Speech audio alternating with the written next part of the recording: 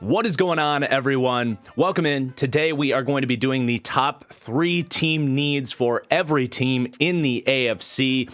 Before we dive in, if you could take a second, please do hit that like button down below. It really helps me out. It's a free and easy way to support my channel. It tells YouTube you enjoy the content, and it tells other NFL fans to check out my stuff.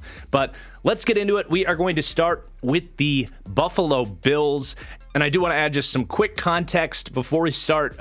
You'll see that grading profile on the top right corner. I color graded all these players. It's not a perfect system. I'm not going as deep like I do in my deep dive series, for example. It's just kind of a snapshot of the quality of player here, more or less. I did do away with the problem tier because I didn't find myself using it enough, and I replaced it with more of a replacement level tier. It's a little different from the NFC video, but just that. And then anyone in parentheses, here are pending free agents. So with that, the offensive line has got to be priority number uno for them. It was a concern coming into the year, and I think it was even worse than expected. You look at that right tackle spot, Spencer Brown in year 2, just the project at right tackle didn't really take that step up. So you can't count on him now heading into year 3. He still has athletic upside, and if you get anything from him, that's great. But this is a team that wants to win a Super Bowl now.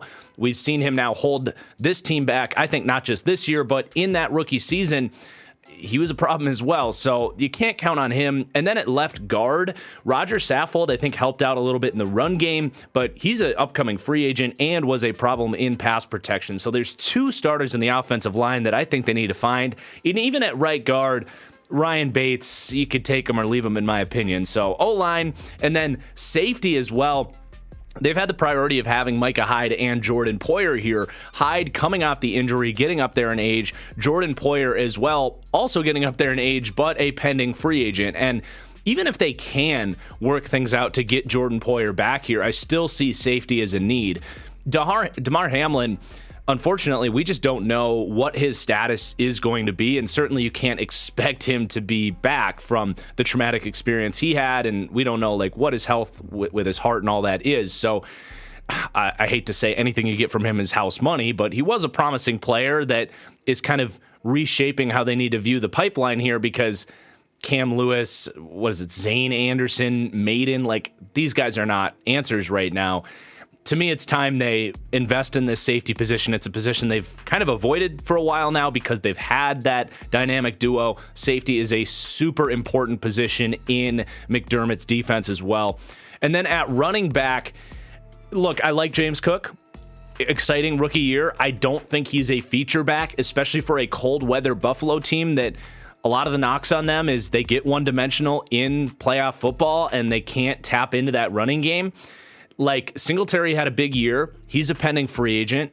Even him, he doesn't have like a physical dominance about him at 5'7", 205 pounds. You know, I do think this team would really benefit from getting a real full-size back in here. He doesn't have to be the feature back, but I think this is something this team is lacking. And you can keep James Cook in the role that he had a lot of success in his second half of his rookie season. You do have Nyheim Hines as well, who's a lot of the same there. To me, this team needs some size at running back to tap into a little bit more of an advantage in cold weather football in Buffalo. Then the Miami Dolphins, really a lot of critical needs at critical positions for this team if they're going to take that next step next year. I do see tackle as a need. Teron Armstead's a great player. You can count on him for 12 games. That's exactly what he's shown. God forbid it becomes worse than that and you only get him for 8 games. But honestly, just look at his snap count over the last, 4 or 5, literally his entire career. He just can't finish a season. So you got to account for that at this point. And then at right tackle, it's a problem. The guys that got snaps, Greg Little, Brandon Shell, bad and free agents. Austin Jackson is not an answer. He's horrible. What a bad pick that was. So they need probably 2 tackles here. Definitely 1 to play at right tackle. And then I am going to put quarterback here. I'm not trying to trigger Dolphins fans. Obviously, if Tua can finish the season, you're fine with that. I still think I have some reservations on if he's like a next contract kind of quarterback, but he can run the show here, and we saw what this offense can be with these receivers and Tua healthy, but that's it right there.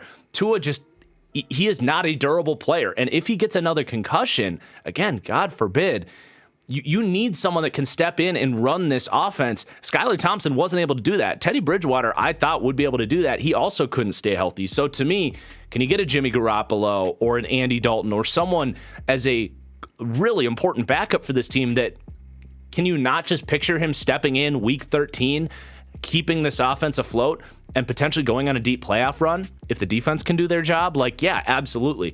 I mean, they almost beat the Buffalo Bills with Skylar Thompson, and he wasn't particularly good in that game. And then at cornerback, so you have Xavier Howard. He was honestly horrible last year. Giving him the good category is being optimistic that he can at least regress somewhat back to the mean of what he's been on his career, which is a very good corner. But, I mean, up there in age now, you are worried about what he's going to do for the long term there. And then Byron Jones as well. Didn't play a snap last year. He might be a cut candidate. So I'm just saying you have those two guys, but I don't know if you're fully counting on those two guys.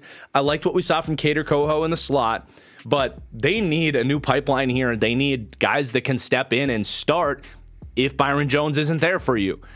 And long-term, you might need a long-term replacement for Xavier Howard. So Keon Crossan, not that guy. Noah Igbenogany hasn't worked out. Nick Needham, a free agent. This is a really thin cornerback room, and even your starters, all three of them, I think, are not ultra reliable at this point in time for a variety of reasons. Then we have the New England Patriots offensive tackle here. You got Trent Brown at left tackle, kind of similar to Teron Armstead, where he's a good player when he's out there, but can you get 17 games from him? Probably not. And even worse, they just don't have a right tackle on the roster right now. Isaiah Wynn, that is kind of flamed out. He's going to be probably heading elsewhere. So they need a right tackle.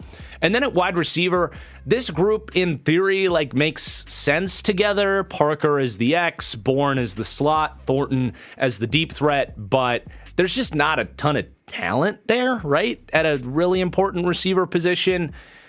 I think everyone agrees the Patriots just need a little bit more juice and explosiveness at that group. And counting on Thornton, who I like, but counting on him to be a starting caliber deep threat at this point in time, I just don't think you can, like I said, rely on that.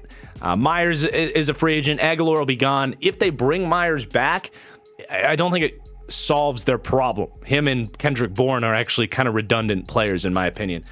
Then at safety, Devin McCourty being a free agent is really what changes this. You have Kyle Duggar, who I think they prefer to be the traditional strong safety, who can go too high, quarters, but also play down in the box. He can play free safety, but I think they prefer him to be a little bit more versatile. Adrian Phillips is listed as a safety, but he's a dime linebacker. They depend on Devin McCourty back there. Maybe they bring him back for a 15th season or whatever. Is this a sneaky Jesse Bates destination if they have the money for it? That could be an easy just another 10 years of elite free safety play like they've had with Devin McCourty for so long. That is something to keep an eye out for. But Jabril Peppers also, you got to remember, played 400 or 500 snaps last year. Belichick loves his safeties. These guys all played, and half of them are leaving. So they are going to have to replenish this group. And then with the Jets, I thought their needs were pretty straightforward. I mean, quarterback, this one speaks for itself. A popular Aaron Rodgers destination, a popular Derek Carr destination. Zach Wilson, you can't count on him. Mike White and Joe Flacco are free agents. Then at offensive tackle, man, they have 1 1/4 tackle between the three of these guys. Dwayne Brown, I was surprised actually when they signed him. It was either right before the season started or in September. It was a 2-year, $22 million contract. So they are counting on him in the second year of that contract, but he's 38 years old. Don't you want a long-term plan at left tackle? I certainly would want that. Mekhi Becton, can he shed a little bit of weight and put a little bit of less pressure on his body that is just breaking down? He cannot stay healthy. Anything you can get from Mekhi Becton is house money. I don't think they're counting on him. And then Max Mitchell, an intriguing young player that I liked, but is he an ideal starter? No, absolutely not. So to me, this is a major need for the Jets. Even if they have 3 names that you could get by with, maybe, I don't want to just get by at tackle, especially for a team that might put a priority on running the ball and playing defense. Then At safety, LaMarcus Joyner is a free agent that's actually leaving a huge hole for this team. He wasn't great, but he filled in a hole that was just absolutely massive for this team. The Jets led the league in the amount of quarters coverage ran last year, and safety is maybe the most pivotal position for running cover 4. So Whitehead's fine. I like what you have there, but Will Parks, Adams, and Ashton Davis, you can't count on those guys. So they need another safety if they want to be able to do what they did last year schematically. Then for the Baltimore Ravens, receiver is well documented. Rashad Bateman, I like him. Hopefully he can stay healthy. Devin Duvernay, I like him as a slot guy, a gadget guy, but they just need another starter out here. This is going to be another very popular DeAndre Hopkins trade destination.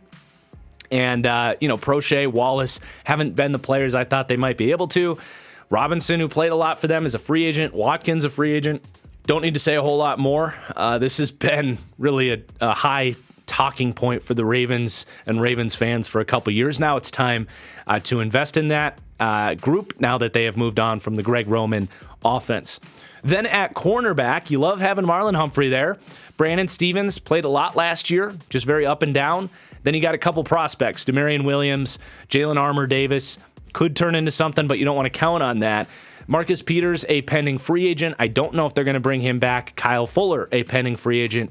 I mean, we saw how thin this group was, not just with injuries last year, but they had to put Kyle Hamilton, the rookie safety, at slot corner. I don't know if that's a sustainable long-term plan over time. So, they just need to replenish this group. Then at running back, you have J.K. Dobbins. I think is a good player. I think he's in a very, running back friendly team. He's, again, a good, talented player, but he does have durability concerns. I think this is a team that has a chance to have an elite run game with that offensive line, with the threat of Lamar Jackson, who, by the way, I fully expect to be back here. I think when they made the move to go get Todd Monken, that signaled to me that they're trying to find that balance of that next evolution of this offense with Lamar. I'm still not really worried about that. But if you're going to have a run-heavy team here, which I still think they will in a different way, you want a running back. You do. There is value in having potentially an elite running back. And I know Bijan Robinson has been a popular mock draft destination for the Baltimore Ravens that Ravens fans haven't been crazy about, or some maybe do like it. I really like that. I mean, having to defend Lamar and Bijan Robinson could be a potentially elite, generational running game. I don't think that's what this is with J.K. Dobbins. It's a really great running game with him, but how often are you going to get him as well? And then Gus Edwards is just the same durability concerns on a way bigger level. He's played 180 snaps in the last 2 years. So I like Gus Edwards, but can he stay healthy? And that's all they have right now on the roster. So I still, I would invest in running back here for the Ravens and what they want to do. All right, then the Cincinnati Bengals, a team that really doesn't have a lot of glaring needs. I want to talk first about that number 2 spot on the listing here. It's just going to kind of depend on who they let walk. They have, their biggest priority is to retain the talent that they have. Jesse Bates, I don't think they're going to pay him, honestly, because they drafted my dude, Daxton Hill, in the first round. Excited to see him potentially get the start there at free safety. But Von Bell is also a pending free agent. Hayden Hurst, their starting tight end. Jermaine Pratt, their starting linebacker. And Samaje Perine plays a big role for them as well. So kind of wherever they decide not to spend money, that's going to create those holes to replace those starters. But otherwise, I would say offensive line and corner are two groups where I think you're fine, but are really important position groups that they could do better at. At offensive line especially, Jonah Williams at left tackle, calling him good is generous. He had probably his worst year. He's going to be entering the last year of his contract. He is not the most durable player. And then Lyle Collins at right tackle, even worse, durability concerns and had a really bad year as a pass protector. Could they be your starting right tackles next year? Yes. Do I want to count on those two guys? Would I bring them back? Yes, absolutely. But would I count on those guys? No, not necessarily. That's why it is nice you have Jackson Carman, who played well at the end of last season, looked like a new man, so maybe that's something you can hope for. But beyond that, Alex Kapp at right guard, I'm happy there. Ted Karras at center is a good player, not a dominant player. And then Cordell Volson at left guard. I know Bengals fans like him. I don't really know why, other than the fact that, yeah, you've had all these O-line problems and you found someone in the 4th round that technically started for you. He's not good. Like, I would be looking to upgrade there. So, again, a team that doesn't have a lot of glaring needs, I think keeping the pipeline alive at offensive line is going to be important for them. Even if you're not finding day one starters, but long-term answers, I think, are important for them on that O-line. Because you don't want to look at this in 2-3 years from now and be like, crap, we didn't foresee having to let Jonah Williams leave in free agency, or Ted Karras regressing at 31 years old, or Jackson Carman not working out. Like, you've Joe Burrow. You're going to be paying him $55 million. Keep the guy protected over time. And then at cornerback, I just think it's a depth issue here. Awuzie is coming off of injury. I like him. Mike Hilton's getting older, and Cam Taylor-Britt looked promising in year 1. Like, I'm fine with that, but you need depth. Even a guy like Trey Flowers played a lot of snaps as a nice, like, 4th dime corner. So he's a free agent. Eli Apple is a free agent. I want to invest in some depth and get some more guys in line to replace Awuzie and Mike Hilton over time. So it was a tough team to come up with needs. It's a very complete roster in Cincinnati. Okay, Cleveland, this was much more straightforward. It is every position group on the front 7. Holy shit, this looks bad. Like, this is eye-opening levels of concern for the Cleveland Browns. The interior defensive line might be the worst position group any team has in the league right now, outside of like some quarterback rooms. Jordan Elliott is not good. Tommy Togiai has not developed. Perion Winfrey maybe can be a better player in year 2, but a really light player. And then whatever a Ben Still is. Taven Bryan was the best thing they had last year, and that's saying a lot, and he's a free agent. So this line is a joke.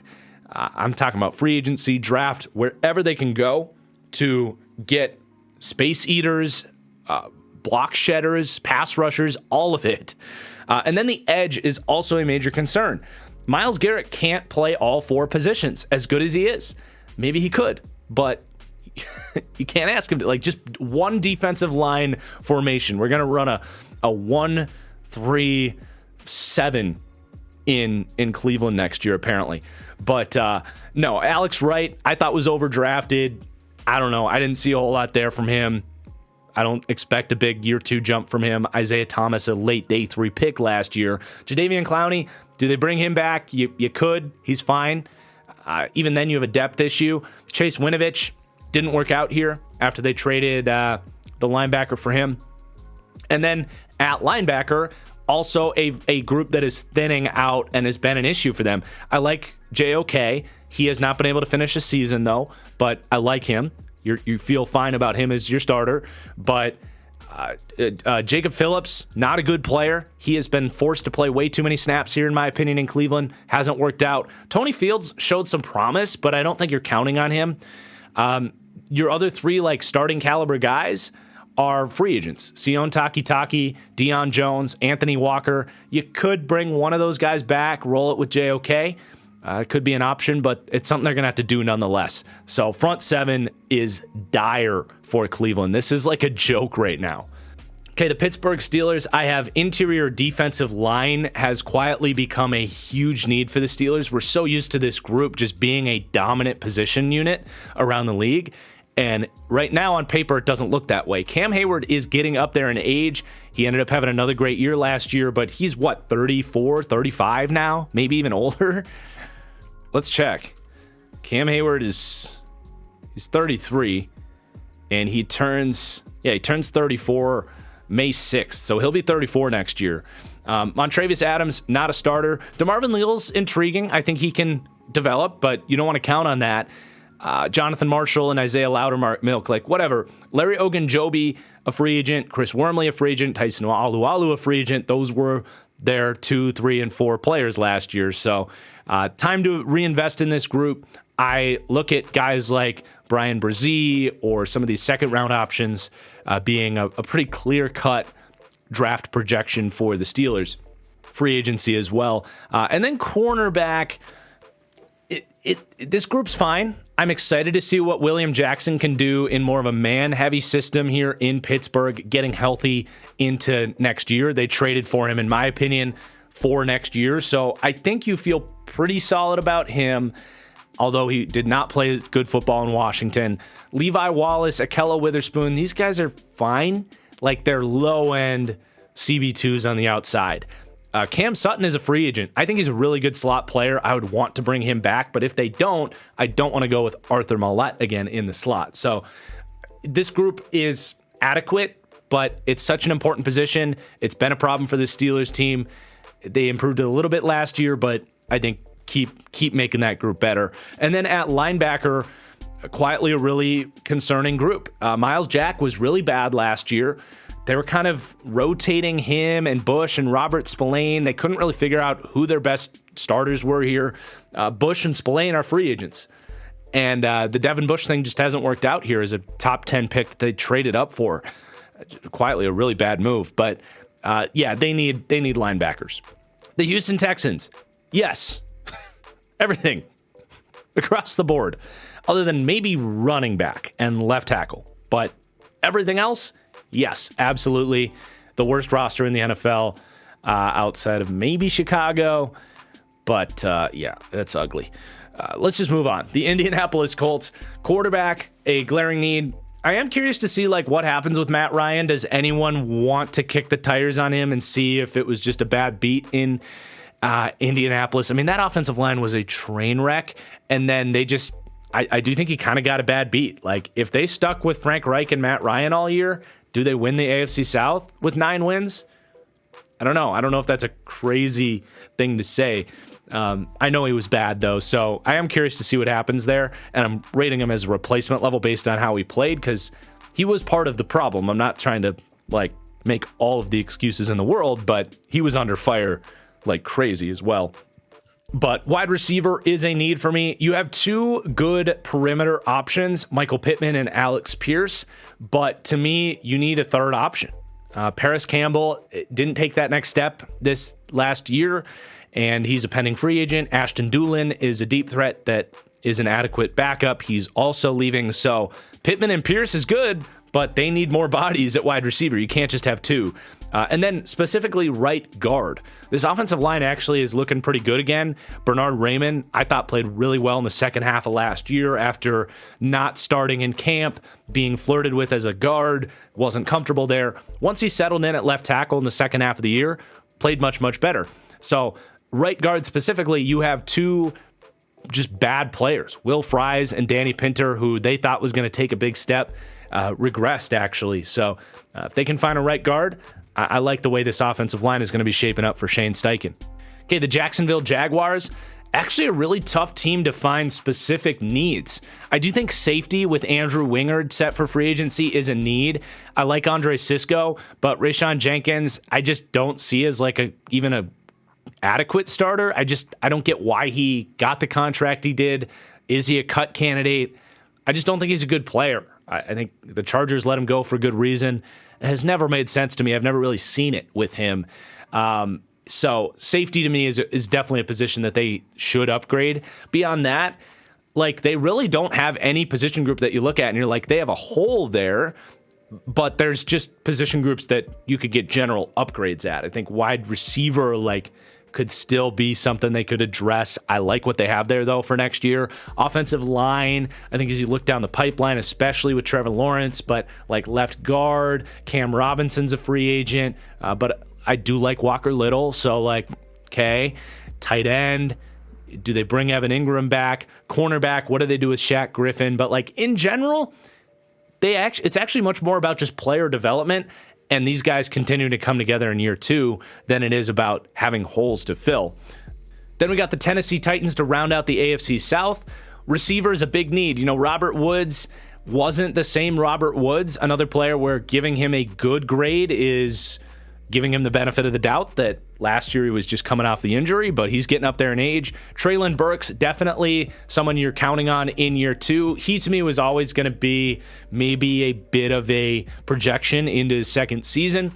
for a variety of different reasons. I think we saw that in his rookie year, but I like what we have in Treylon Burks. And then Nick Westbrook-Akine plays his role, but he's not an explosive player. So could you roll those three out next year? Technically, yes. Do you want to?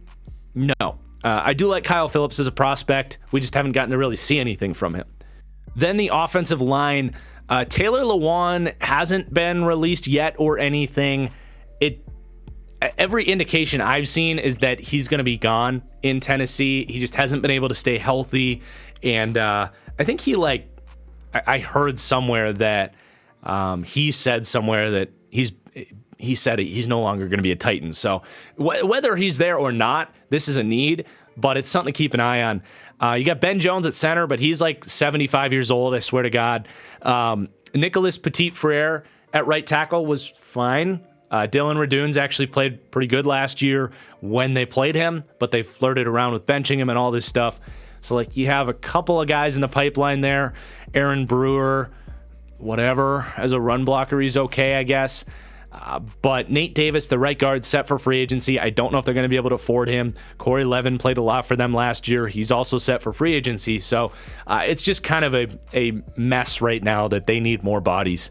And then at cornerback, another team that actually I really struggled with this third need. I think they're actually in pretty good shape at a lot of positions. Is quarterback a need? Maybe. But corner for me, I like Christian Fulton. Rock on. Roger McCreary is to me a solid corner, okay? But then it's Elijah Molden didn't really play last year. Does he have the athleticism to be a long-term starter in this system where they want to run a lot of man coverage? I always compare him to Desmond King. I don't know if that's the world they want to live in where it's all zone. Molden just isn't a great man-to-man corner. I think maybe could be a safety long-term for them here. And then Avery was an intriguing undrafted free agent out of Rutgers, but do you view him as a starter? Caleb Farley, honestly, has been a bust. The injury issues, but even when he was healthy last year, he was getting cooked. Terrence Mitchell played a lot for them last year. He's a pending free agent. Another group, could you go with those four at corner and be fine? Yeah, you could, but I think this system really puts a lot of priority on depth and talent and ability to go man-to-man, and I don't know if they have that here. And honestly, like I said, this team just didn't have a lot of glaring needs. Their biggest need is health. They got to stay healthy, man. Okay, the AFC West, the Denver Broncos, they don't have a right tackle right now. All four guys that were kind of rotational Band-Aids are free agents. I thought Cam Fleming played pretty well for them last year, so if they're bringing anybody back, it's him. But that's got to be their biggest priority, is to get a right tackle here. And then at linebacker, Josie Jewell actually had a really good season, so he's fine, but they need a number two. Alex Singleton set for free agency, so you could bring him back, or do they want more of an athlete next to Josie Jewell? Could be a better move for them. Griffith is just kind of a replacement level guy. Was their day one starter, didn't work out. And then interior defensive line, I did want to put on there. I just think they need more talent in this group. They have a bunch of run defenders here. DJ Jones to me is a really good number two defensive tackle. Purcell is still there. He's a good run defender. I thought Eli, is it Eli? I forget what his first name is, but Awuzarike, fourth round pick, he played okay as a run defender, but they're losing their disruptor there in Draymond Jones. So I think, to me, they need that player on that D-line. Do they bring him back? If they do, I think you're good. Otherwise, look to the draft. Do they go with maybe Adetawore?